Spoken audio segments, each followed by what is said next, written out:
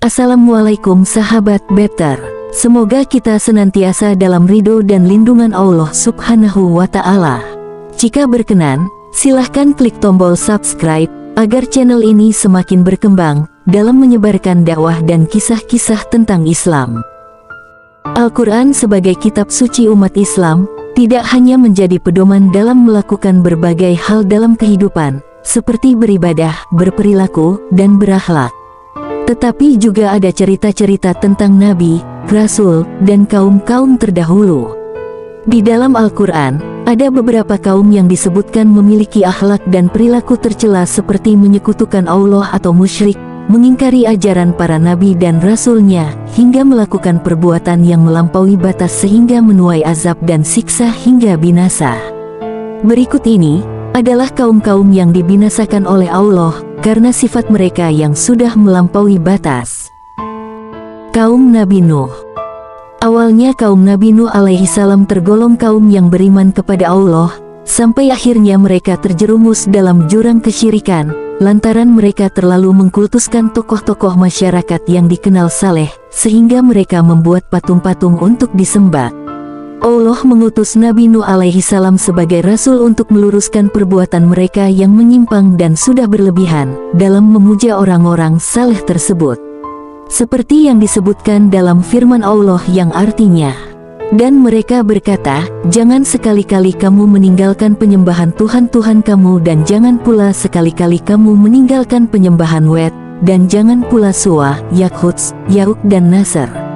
Surah Nuh ayat 23. Namun yang terjadi, mereka malah mengejek dan menentang ajaran Nabi Nuh alaihi salam, termasuk istri dan anaknya yang bernama Kanan.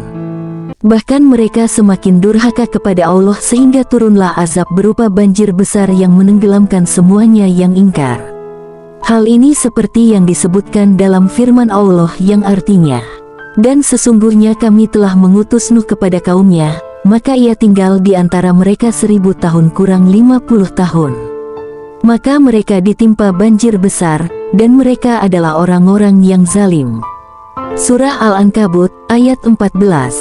Sedangkan Nabi Nuh alaihi salam dan kaumnya yang beriman, termasuk ketiga anaknya yang bernama Sam, Ham, dan Yafits diselamatkan oleh Allah setelah Nabi Nuh diperintahkan olehnya untuk membuat sebuah bahtera atau kapal, dan setelah kapal itu selesai, mereka menaiki kapal itu beserta sepasang binatang ke dalamnya. Kaum Ad. Kaum Ad adalah kaum yang didakwahi oleh Nabi Hud alaihi salam. Mereka dikenal sebagai kaum yang makmur dan sejahtera, karena hasil pertaniannya yang melimpah ruah, dan memiliki peradaban tinggi. Namun, mereka juga dikenal karena mereka tidak mau menyembah Allah, dan justru mereka menyembah patung berhala, sehingga Allah mengutus Nabi Hud alaihi salam untuk menyerukan kebenaran kepada kaum Ad, seperti yang difirmankan Allah dalam surat Hud ayat 50 yang artinya, "Dan kepada kaum Ad kami utus saudara mereka, Hud. Ia berkata, hai kaumku, sembahlah Allah, sekali-kali tidak ada bagimu Tuhan selain Dia. Kamu hanyalah mengada-adakan saja." Surah Hud ayat 50. Namun yang terjadi justru sebaliknya, mereka malah semakin menjadi-jadi dan durhaka kepada Allah, dan terus-menerus mencela Nabi Hud alaihi salam dan ajarannya, sehingga Allah menurunkan awan hitam yang sempat disangka sebagai pertanda datangnya hujan, karena negeri mereka mengalami kekeringan panjang. Namun yang terjadi adalah angin topan dahsyat yang membinasakan semuanya. Kejadian ini seperti yang difirmankan Allah dalam surat Al-Haqqah ayat 6-8 yang artinya, "Adapun kaum Ad, maka mereka telah dibinasakan dengan angin yang sangat dingin, lagi amat kencang, yang Allah menimpakan angin itu kepada mereka selama 7 malam, dan 8 hari terus-menerus. Maka, kamu lihat kaum Ad pada waktu itu, mati bergelimpangan seakan-akan mereka tunggul-tunggul pohon korma yang telah kosong atau lapuk. Maka kamu tidak melihat seorang pun yang tinggal di antara mereka." Surah Al-Haqqah ayat 6-8. Kaum Samud. Nabi Soleh alaihi salam diutus oleh Allah Subhanahu wa Ta'ala untuk berdakwah kepada kaum Samud, yang dikenal memiliki keahlian memahat bebatuan dan bukit menjadi rumah dan bangunan. Namun, mereka sangat sombong dan suka berfoya-foya. Kemudian, Allah menurunkan mukjizat kepada Nabi Soleh berupa seekor unta betina yang keluar dari celah bebatuan. Unta tersebut memberi manfaat bagi penduduk Samud, sehingga ada beberapa yang beriman dan mengikuti ajaran Nabi Soleh alaihi salam. Seperti yang tersirat dalam surah Hud ayat 64 yang artinya, "Hai kaumku, inilah unta betina dari Allah, sebagai mukjizat yang menunjukkan kebenaran untukmu. Sebab itu biarkanlah dia makan di bumi Allah, dan janganlah kamu mengganggunya dengan gangguan apapun yang akan menyebabkan kamu ditimpa azab yang dekat." Namun kemudian, sebagian besar dari mereka malah semakin mengingkari kebesaran Allah dan membunuh unta itu. Sehingga Allah menurunkan azab berupa, wajah mereka berubah menjadi kuning di hari pertama, hari kedua menjadi merah, hari ketiga menjadi hitam, dan di hari keempat turunlah azab yang keras. Surah Hud ayat 68 yang artinya, seolah-olah mereka belum pernah berdiam di tempat itu. Ingatlah, sesungguhnya kaum Samud mengingkari Tuhan mereka. Ingatlah, kebinasaanlah bagi kaum Samud. Sedangkan Nabi Soleh alaihi salam dan kaumnya yang beriman diselamatkan oleh Allah dari azab yang pedih terhadap kaum Samud. Kaum Sodom. Nabi Lut alaihi salam diutus oleh Allah kepada kaum Sodom yang sudah melakukan penyimpangan yang sangat parah. Bahkan tidak pernah dilakukan oleh kaum sebelumnya, yakni suka melakukan hubungan sesama jenis atau homoseksual. Perbuatan mereka diabadikan oleh Allah lewat firman-Nya yang artinya, "Mengapa kamu mendatangi jenis lelaki di antara manusia, dan kamu tinggalkan istri-istri yang dijadikan oleh Tuhanmu untukmu? Bahkan kamu adalah orang-orang yang melampaui batas." Surah As-Suara ayat 165-166. Namun, mereka malah tidak mau mendengarkan seruan Nabi Lut untuk meninggalkan perbuatan hina tersebut. Malahan mereka menghasut istri Nabi Lut yang bernama Walihah untuk membocorkan keberadaan dua tamu laki-lakinya Nabi Lut alaihi salam. Keduanya ternyata adalah jelmaan malaikat yang mengabarkan akan datangnya azab bagi penduduk Sodom. Sekaligus memerintahkan Nabi Lut dan pengikutnya untuk pergi meninggalkan negeri itu tanpa sekalipun menoleh ke belakang.